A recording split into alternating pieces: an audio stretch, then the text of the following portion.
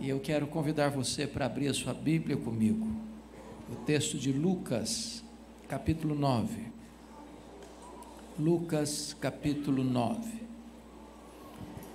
E nós faremos a leitura a partir do verso 28 até o verso 45, parte A do verso. Lucas 9. Depois de lido o texto, peço que você mantenha a sua Bíblia aberta comigo nesta passagem.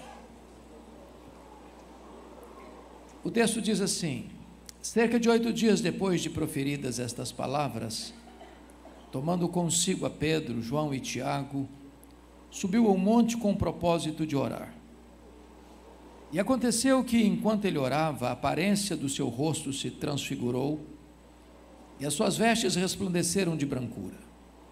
Eis que 2 varões falavam com ele, Moisés e Elias, os quais apareceram em glória e falavam da sua partida, que ele estava para cumprir em Jerusalém. Pedro e seus companheiros achavam-se primidos de sono, mas conservando-se acordados, viram a sua glória e os 2 varões que com ele estavam. Ao se retirarem estes de Jesus, disse-lhe Pedro: Mestre, bom estarmos aqui. Então façamos 3 tendas, uma será tua, outra de Moisés e outra de Elias, não sabendo, porém, o que dizia. Enquanto assim falava, veio uma nuvem e os envolveu, e encheram-se de medo ao entrarem na nuvem.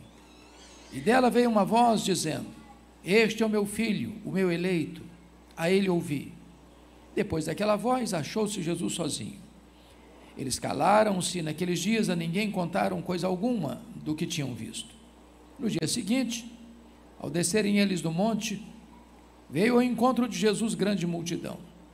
E eis que dentre a multidão surgiu um homem dizendo em voz alta: Mestre, suplico-te que vejas meu filho, porque é o único.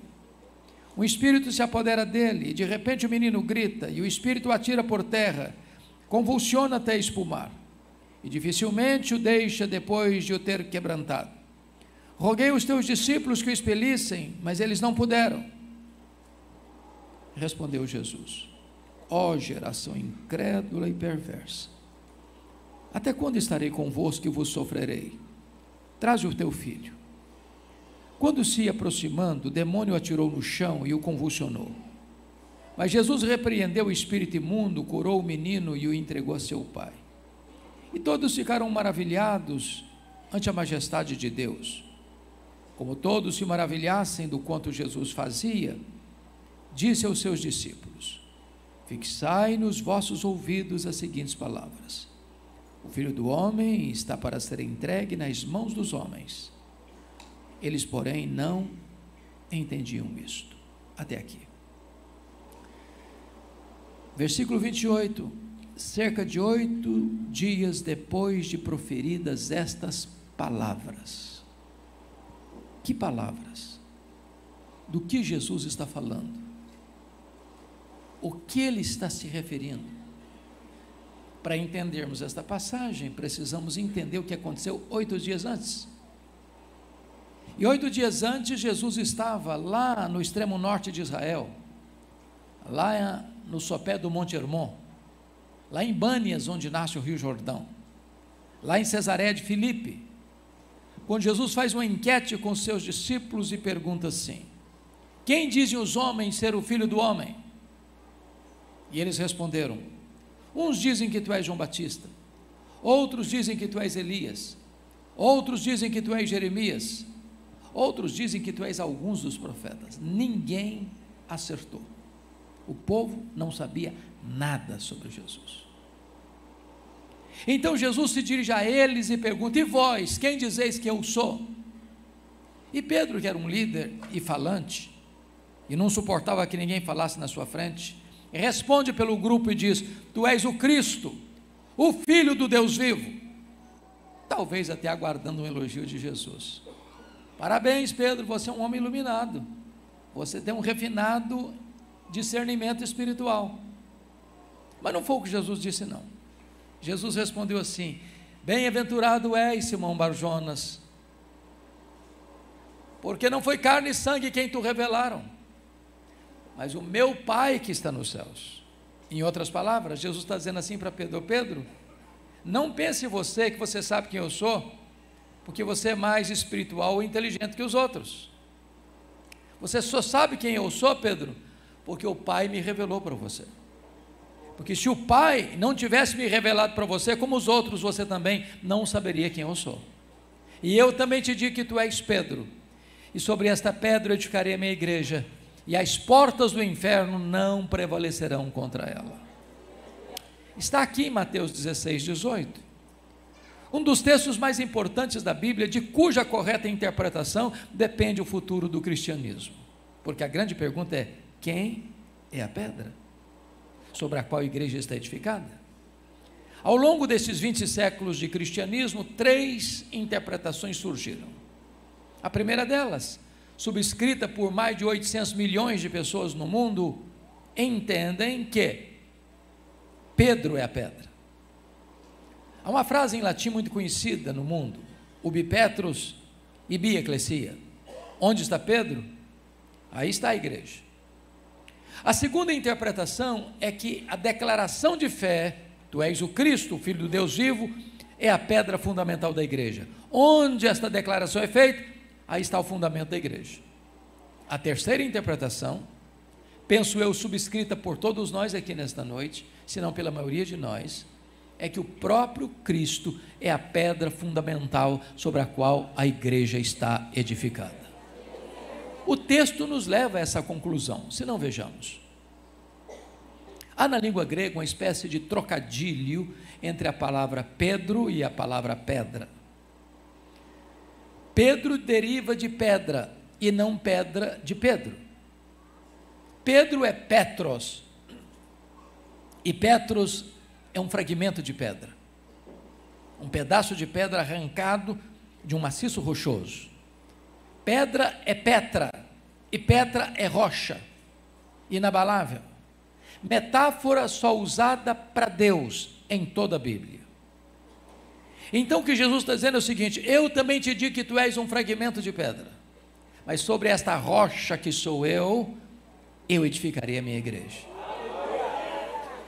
O pronome demonstrativo nos ajuda a entender também, porque tanto em português, como em grego, como em inglês, existe uma diferença entre esta e essa. Por exemplo, eu estou com a minha Bíblia na mão e eu digo esta Bíblia, mas se eu ponho a Bíblia no púlpito e me afasto, eu digo essa Bíblia. Se Jesus tivesse a intenção de dizer que Pedro era pedra, ele teria dito: eu também te digo que tu és Petros, e sobre essa pedra eu edificarei minha igreja. Mas não foi o que ele disse. Eu também te digo que tu és fragmento de pedra, Petros, mas sobre esta pedra, sobre esta rocha, eu edificarei a minha igreja. Então Jesus está fazendo 4 afirmações. Primeiro, ele é o fundamento da igreja. Segundo, ele é o dono da igreja. Edificarei a minha igreja.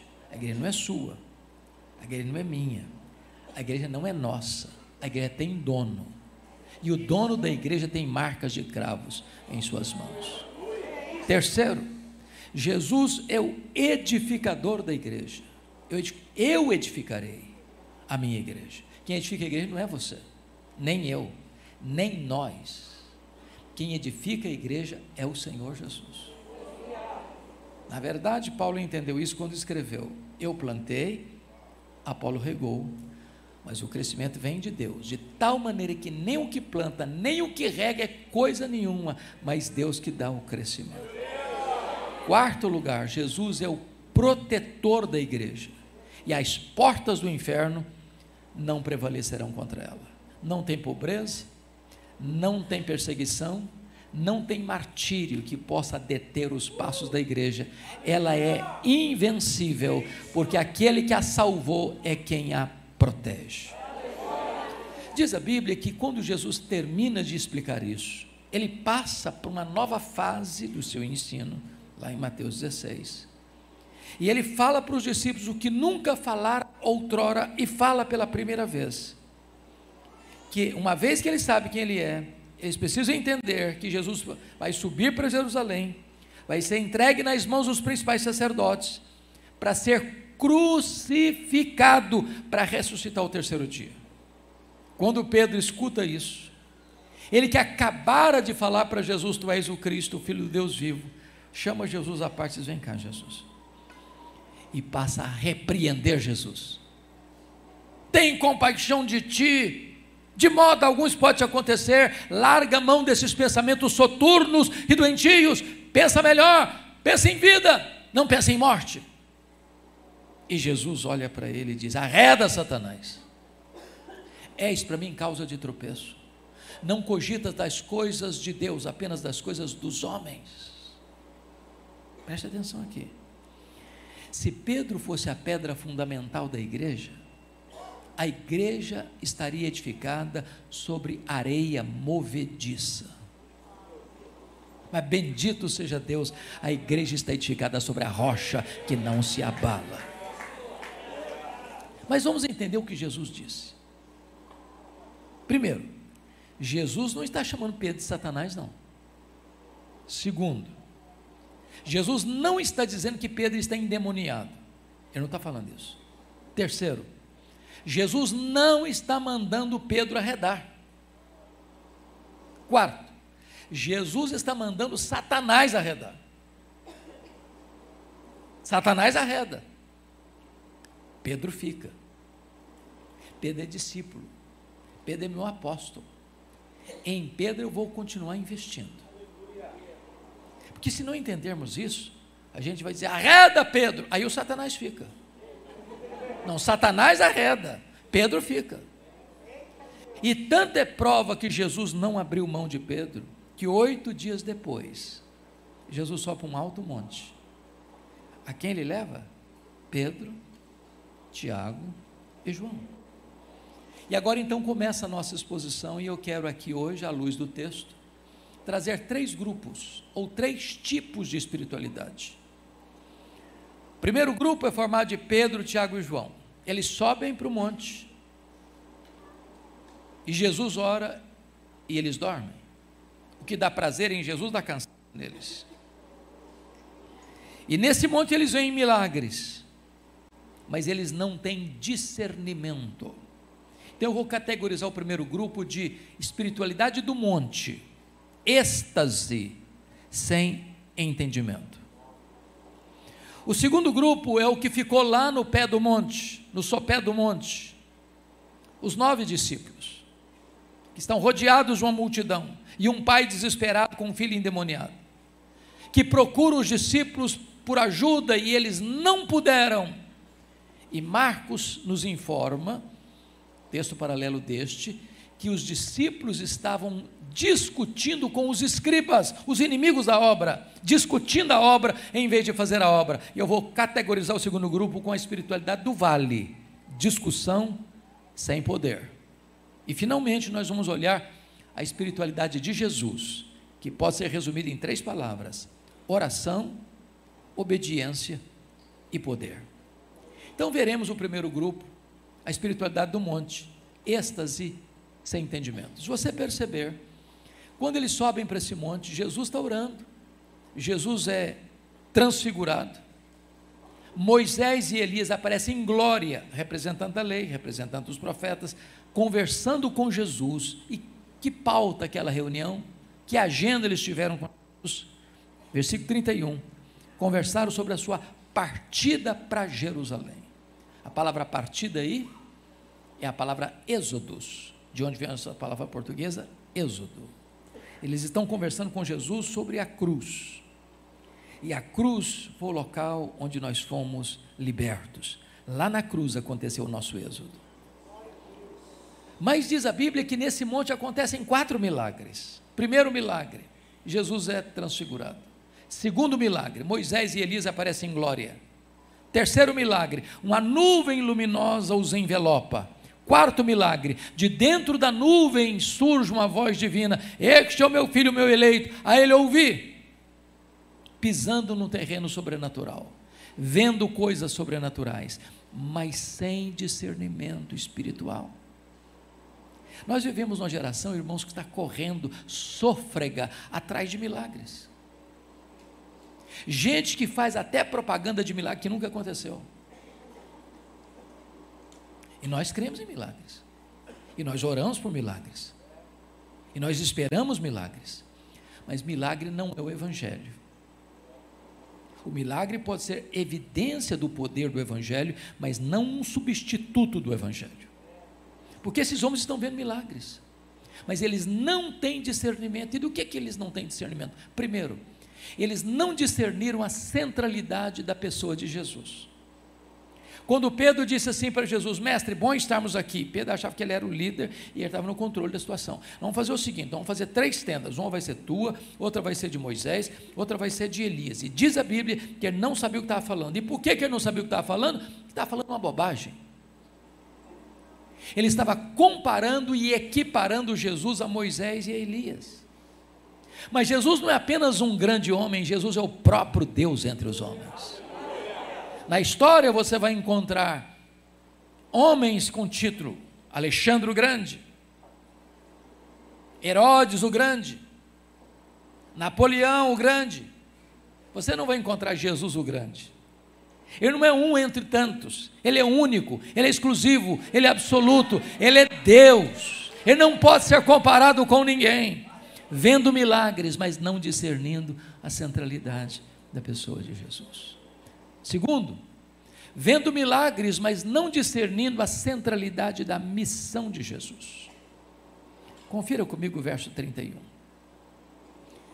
Está escrito que a pauta da reunião de Moisés e Elias, dos profetas, da lei dos profetas com Jesus, foi sobre a sua morte, sobre a sua partida.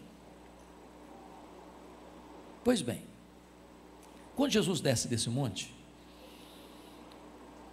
e cura o menino endemoniado, está escrito no versículo 43, que todos ficaram maravilhados do quanto Deus fazia por intermédio dele. E como todos se maravilhassem, todos quantos? Todos quem? A multidão e os discípulos. Jesus então se dirige aos discípulos dizendo assim: fixai nos vossos ouvidos as seguintes palavras: o Filho do Homem vai ser entregue nas mãos dos homens. O que está acontecendo aqui? Parece que não tem muita conexão o que Jesus está falando. O que Jesus detecta aqui é o seguinte: o mesmo que aconteceu lá em João 6. Vocês se lembram que quando Jesus multiplicou pães e peixes, a multidão queria arrebatar Jesus para fazê-lo rei, um Messias político, apenas um operador de milagres? Jesus, percebendo isso, despede os discípulos antes de despedir a multidão, porque Jesus não queria que os discípulos entrassem nessa canoa furada, nessa pauta equivocada, de achar que Jesus desceu do céu apenas para curar os enfermos, alimentar os famintos, fazer milagres e prodígios aqui. Jesus está percebendo a mesma tendência dessa multidão. E ele está percebendo que os discípulos estão embarcando outra vez nessa mesma tendência. Então Jesus se dirige aos discípulos e diz o seguinte: olha, fixai nos vossos ouvidos as seguintes palavras: o Filho do Homem vai ser entregue nas mãos dos homens. Sabe o que ele está dizendo? Não pensem vocês que eu vou mudar minha agenda. Não pensem vocês que eu vou afastar-me do caminho da cruz. Não pensem vocês que eu desci do céu apenas para curar enfermos, apenas para purificar leprosos, apenas para multiplicar pães e peixes. Eu vim do céu para ir para a cruz, e é para a cruz que eu estou indo, porque é lá na cruz que eu vou libertar vocês, é lá na cruz que vocês vão ter o êxodo de vocês, é lá na cruz que eu vou quebrar as algemas de vocês, é lá na cruz que eu vou tornar vocês verdadeiramente livres. Mas o verso 45 diz que eles não entenderam isto. Vendo milagres, mas não discernindo quem é Jesus, vendo milagres, mas não discernindo o que Jesus veio fazer. Mas em terceiro lugar, eles estão vendo milagres, mas não discernem a centralidade da missão deles. Quando Pedro disse assim: mestre, bom estarmos aqui, vamos fazer 3 tendas? O que ele está querendo dizer? O mestre, aqui nesse alto está bom demais, aqui tem glória, aqui tem luz, aqui tem Shekinah, aqui tem brilho, aqui tem o céu descendo para a terra, aqui tem voz de Deus, aqui está bom demais, não vão descer não, lá tem gente gemendo, lá tem gente sangrando, lá tem gente endemoniada, lá tem gente doente, vão ficar aqui mesmo, aqui está melhor, não vão descer não. Entendamos uma coisa? O monte existe para você recarregar as baterias. mas é lá no vale que você vai exercer seu ministério. É lá no seu trabalho, é lá na sua vizinhança, é lá na sua parentela, é lá nos seus negócios, é lá na sua empresa, é lá no seu comércio, é lá na sua indústria, é lá na sua atividade diária, é lá onde as pessoas estão sofrendo, chorando, sangrando, é lá que você vai exercer seu ministério. Aqui você recebe capacitação de poder, mas é lá que o ministério vai ser exercido. Vendo milagres, mas não discernindo quem é Jesus, o que ele veio fazer e o que nós devemos fazer. Vamos ao segundo grupo. Os 9 ficaram no sopé do ônibus, lá no sopé do monte. E diz a Bíblia que surge uma multidão, porque tem um pai desesperado, com um filho único, endemoniado. E eu imagino, pastor Fred, que quando aquele pai soube que os discípulos de Jesus estavam presentes, ele correu para lá, com muita esperança, com muita expectativa, pensando, vai ser a solução da minha vida, vai trazer resposta para o meu lar, vai trazer libertação para o meu filho. E ele vai cheio de expectativa, e ele pede ajuda, e diz a Bíblia que os discípulos não puderam. Agora, confira comigo só capítulo 9, versículo 1, olha aí, está escrito assim: tendo Jesus convocado os 12, deu-lhes poder e autoridade sobre todos os demônios. Quantos demônios? Sobre todos os demônios. E para efetuarem curas. E esses discípulos agora não puderam. E por que não puderam? Eles estão no sopé do monte, mas eles não oram. Eles estão no sopé do monte, mas eles não jejuam. Eles estão no sopé do monte, mas eles não creem. Eles estão no sopé do monte, mas eles estão, conforme Marcos 9, discutindo com os escribas, os inimigos da obra. Preste bem atenção aqui. Há espaço na agenda da igreja para apologética. Apologética é aquela doutrina que nós estudamos de defesa da fé cristã. Você precisa dar razão da fé que você tem em Cristo. Isso é apologética. Agora, preste atenção noutra coisa. Há um grande perigo de você perder o foco. Irmãos amados, se você olhar a igreja brasileira e olhar a igreja mundo afora, ela gasta mais tempo discutindo a obra do que fazendo a obra.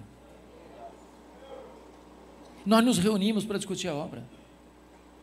Nós fazemos congressos e conferências para discutir a obra. Nós viajamos centenas de quilômetros, nós atravessamos o Atlântico para ir numa conferência para discutir a obra. E às vezes nós estamos perdendo o foco. Neemias, certa feita, foi chamado para sentar à mesa com os inimigos da obra. Disse, não, eu estou fazendo uma grande obra, eu não tenho tempo para conversar, eu não vim aqui para discutir a obra, eu vim aqui para fazer a obra. Agora, enquanto a igreja discute a obra, o diabo age, e age com crueldade, porque ele está tomando conta de um menino, filho único. Meus amados irmãos, preste bem atenção nisso, porque além de crueldade, esse espírito maligno que é chamado de espírito mudo, de espírito surdo, de espírito imundo, e Jesus chamou de casta. Pega esse menino, joga no fogo, joga na água, joga na terra, ele rilha os dentes, ele espuma, e dificilmente o demônio deixa antes de machucá-lo todo.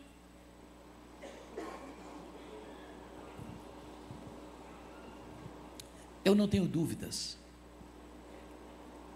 de que há um grande investimento das forças ocultas das trevas e das forças humanas para destruir as crianças e a juventude da nossa geração. Você tem dúvida disso? Recentemente, numa escola aqui no Brasil, o diretor descobriu um livro que estava sendo distribuído como um livro oficial da pedagogia do Ministério da Educação. E ele ficou assustado com a história do livro. E a história do livro trazia a proposta de um pai propondo casar com a filha. Casar com a filha. E prometendo à filha que, casando-se com ela, eles escravizariam a mãe. Como a menina rejeitou a proposta, o pai passa a perseguir a menina, a filha. Porque a filha rejeitou o pai entrega a filha para casar com outro homem, e a filha comete suicídio diante desse abuso. E eu pergunto a vocês, que propósito tem um livro desse? Qual a finalidade? Que pedagogia é essa? Que lição quer passar? Qual a intenção? A não ser destruir a estrutura familiar, a não ser confundir a mente das crianças, a não ser trazer transtorno para a família, para a sociedade. Eu estava pregando num outro país, eu não vou mencionar o nome do país, e não há muito tempo, uma mãe me procura aflita e disse: pastor, hoje o meu filho foi à escola pela primeira vez, 5 anos o menino, e no primeiro dia de aula,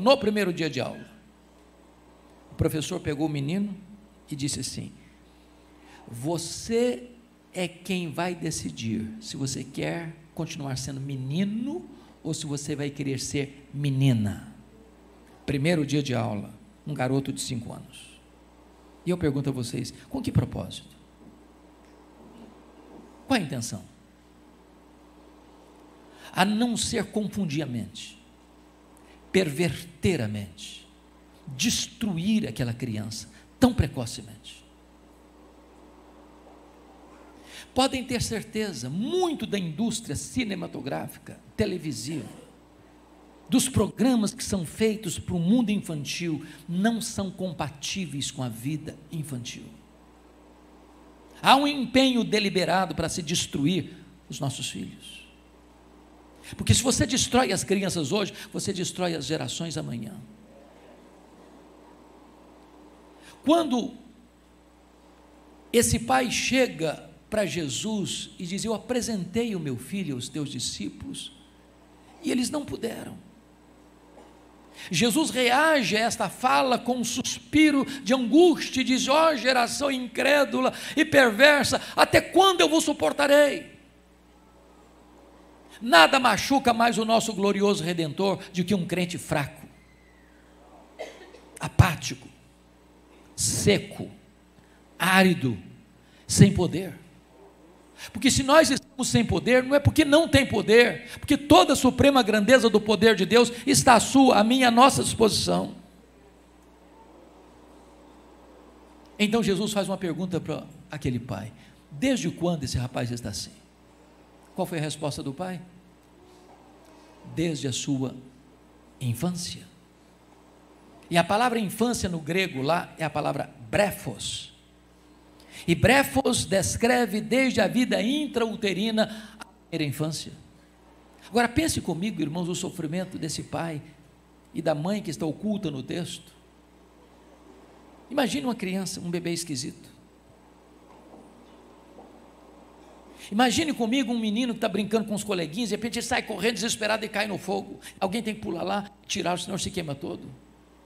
Ele está brincando com os coleguinhas, corre e pula na água, e alguém precisa pular lá para que ele não morra afogado. Ou ele está brincando, o demônio joga no chão e ele machuca-se todo.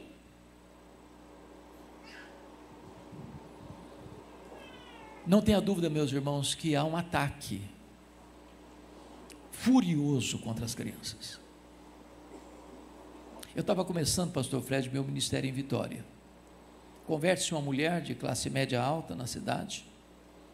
Ela tinha uma filhinha de 4 anos. Eu a batizei, eu a discipulei, e um dia essa mulher está caminhando pelas ruas de Vitória com a criança no colo. É uma menina grandinha, 4 anos. E a mãe cantarolava uma música, um hino, um cântico espiritual. E de repente, enquanto a mãe canta e a menina no braço, no colo, a menina desfigura o rosto e começa a falar blasfêmias, impropérios contra o nome de Jesus. A mãe tomou um susto, pensou que fosse um surto psicótico. Dali mesmo levou a menina para o psiquiatra. Ele fez todos os exames, não identificaram nada. Ela foi em outros médicos, fizeram vários exames, não identificaram nada. Aquela mãe me liga desesperada, diz: pastor, eu preciso de ajuda. E eu disse para ela: traz a sua filha aqui no gabinete pastoral. E ela sentou-se do lado da mesa, eu estou sentado do lado de cá, e eu conversando com a mãe, a criança no colo da mãe, e eu, enquanto conversava com a mãe, a menina me olhava por baixo, num olhar denso, pesado. Quando eu comecei a falar do nome de Jesus, essa menina pulou do colo da mãe, e começou a serpentear no chão do escritório, como uma serpente, falando blasfêmias horríveis. Eu clamei pelo nome de Jesus. O Senhor libertou aquela criança. E eu perguntei: mãe, me conta um pouco da história dessa criança. Ela me disse: pastor, meu marido era um homem fortemente envolvido com o ocultismo. E quando eu estava grávida, ele consagrou essa criança aos espíritos, que nós entendemos aos demônios. Há muitas crianças hoje que estão oprimidas. Há muitas famílias hoje que estão machucadas e feridas por esse ataque. E o que é mais triste é que tantas vezes estamos sem poder para socorrer essas pessoas. Muitas vezes, irmãos, a igreja está reunindo domingo após domingo, semana após semana, para discutir a obra, em vez de fazer a obra. Depois os discípulos chegaram para Jesus e perguntaram: por que nós não conseguimos expelir o demônio? Por quê? E Jesus respondeu: esta casta só sai com oração e jejum. A batalha espiritual mais renhida do que outra. Há níveis de intensidade na batalha espiritual.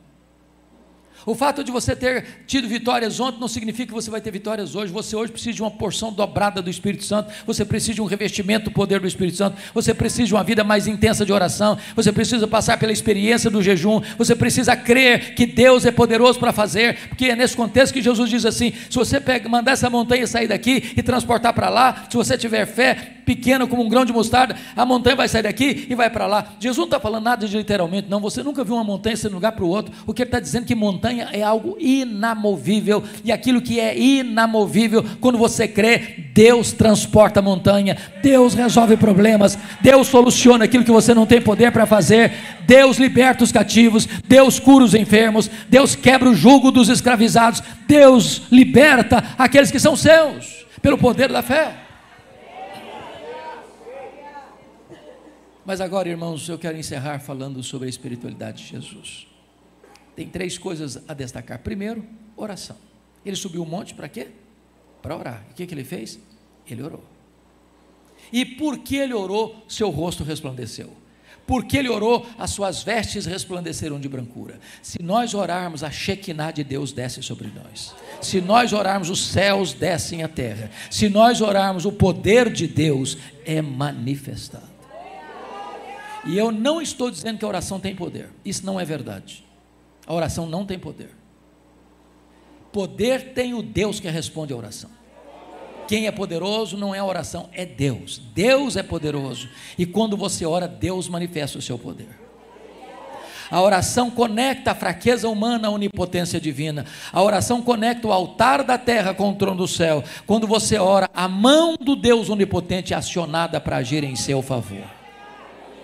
A segunda coisa que nós entendemos no texto é obediência. Porque a pergunta é: sobre que assunto Moisés e Elias conversaram com Jesus? Sobre a partida, e a palavra sobre a morte. É a mesma palavra que Pedro vai usar lá na primeira carta, segunda carta, capítulo 1, versículos 14 e 15. Partida ali para ele é morte.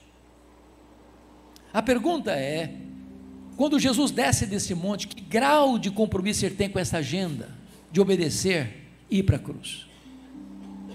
Há 3 evidências no texto. A primeira delas está no versículo 44, quando os discípulos estão embarcando novamente nessa admiração da multidão, de Jesus fazendo milagres, Jesus fazendo prodígios, e eles querendo o Messias apenas para aqui, para o agora, para os problemas do aqui e do agora. Então Jesus se volta para os discípulos e diz assim: fixai nos vossos ouvidos as seguintes palavras: o Filho do Homem vai ser entregue nas mãos dos homens, o Filho do Homem vai morrer, o Filho do Homem vai para a cruz, O Filho do Homem não vai mudar essa agenda. O Filho do Homem desceu do céu para cumprir essa agenda estabelecida na eternidade. Eu vinha para morrer e morrer pelos pecados de vocês, para que vocês tenham a vida eterna. Segundo evidência do texto está aí no versículo 51. Olha comigo. E aconteceu que, ao se completarem os dias em que devia ele ser assunto ao céu, manifestou no semblante a intrépida resolução de ir para Jerusalém. Eu gosto disso. Ele não mostrou covardia, medo, insegurança, não. Intrépida resolução de ir para Jerusalém. As pessoas podiam ver isso no rosto dele, no semblante dele. Ele foi para aquela cruz como um rei caminha para a sua coroação. Ele foi para morrer pelos seus pecados em seu lugar, como um rei caminha para a sua coroação. Ele vai fortemente, corajosamente. Versículo 53.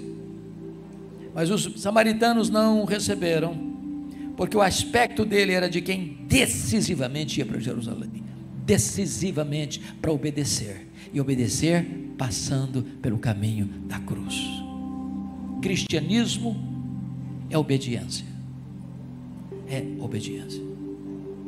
mas em último lugar, a espiritualidade de Jesus é a espiritualidade da oração, da obediência e do poder. Amados, a frase do texto é: eles, os discípulos, não puderam. Eles não puderam.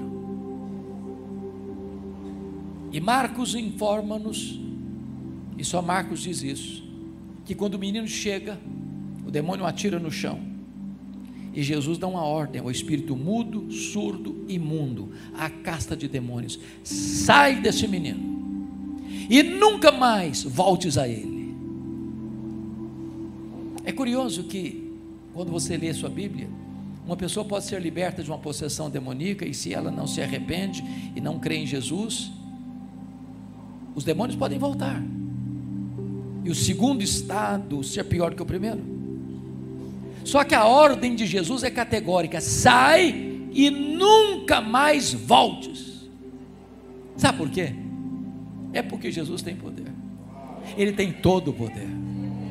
Quando ele dá uma ordem, o sol para. Quando ele dá uma ordem, as estrelas aparecem. Quando ele dá uma ordem, o mar se acalma. Quando ele dá uma ordem, o vento cessa. Quando ele dá uma ordem, os anjos saem para atender sua ordem. Quando ele dá uma ordem, os demônios têm que bater em retirada. Ele tem todo o poder nos céus, na terra e debaixo da terra. Ele tem todo o poder. A igreja precisa de poder, porque não há cristianismo sem poder.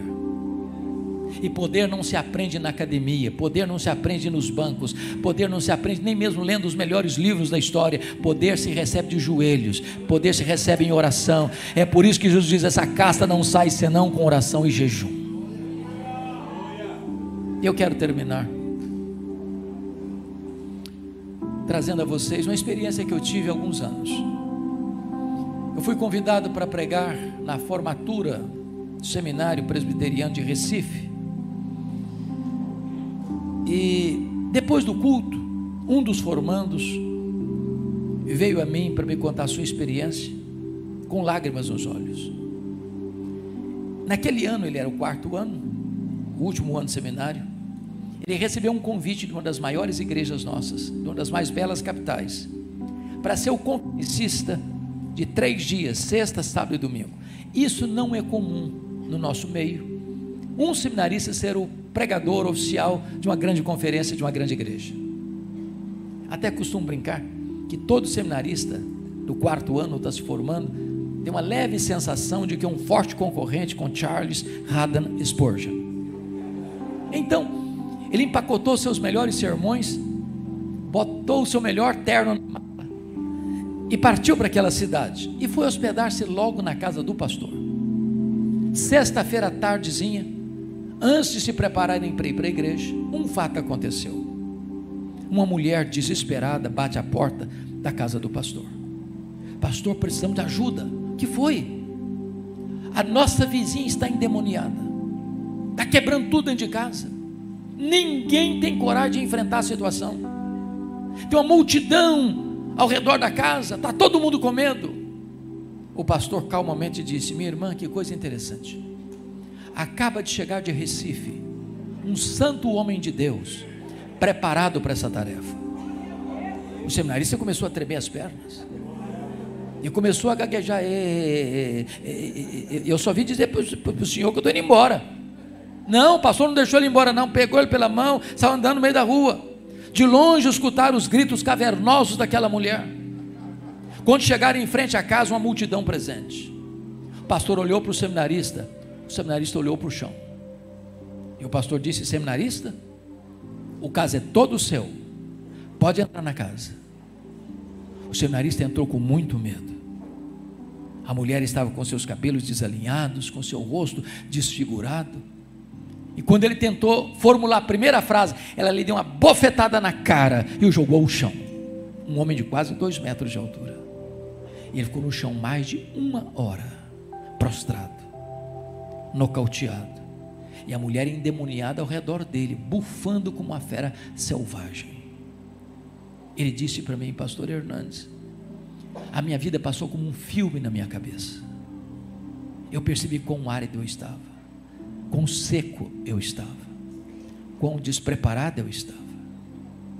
Mas depois de mais de 1 hora no chão, ele começa a orar silenciosamente, como Sansão agarrado naquelas colunas. Diz: meu Deus, eu ainda sou teu servo, Senhor. Restaura minhas forças, restaura minha autoridade. Não me deixe envergonhado, meu Deus. E quando ele está orando silenciosamente assim, a mulher caiu. E quando a mulher caiu, ele se levantou. Porque diante de Deus, humildade, mas diante do diabo, autoridade.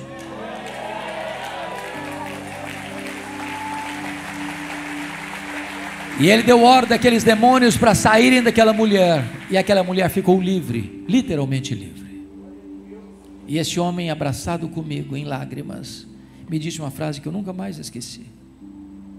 Ele me disse: pastor Hernandes, eu entendi naquele dia que não basta ser crente, não basta ser líder, não basta ser seminarista, diácono, presbítero, pastor, missionário, bispo, teólogo.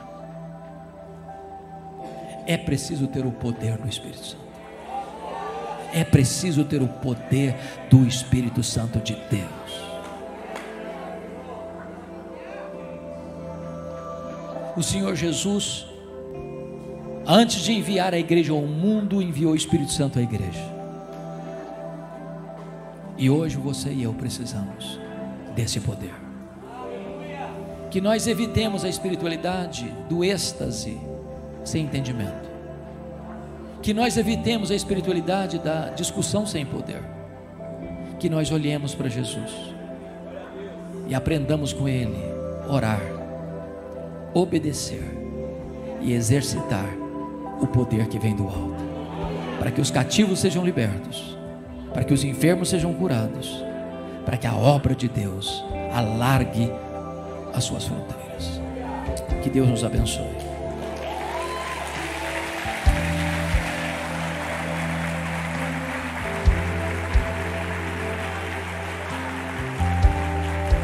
Vamos se colocar de pé. Pode se colocar de pé. Nesse mesmo espírito, nessa mesma atmosfera, nesse mesmo entendimento. Vamos declarar juntos. Ele abriu mão de sua glória, sangrou no madeiro por mim, me conectou, salvou, curou. Ele me deu um destino, uma capa e um pouco de vinho. Ele me deu um são, cajado e pão. Pôs um anel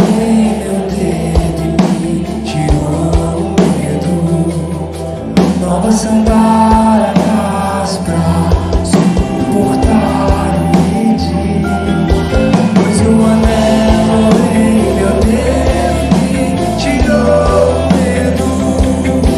Novas sandálias em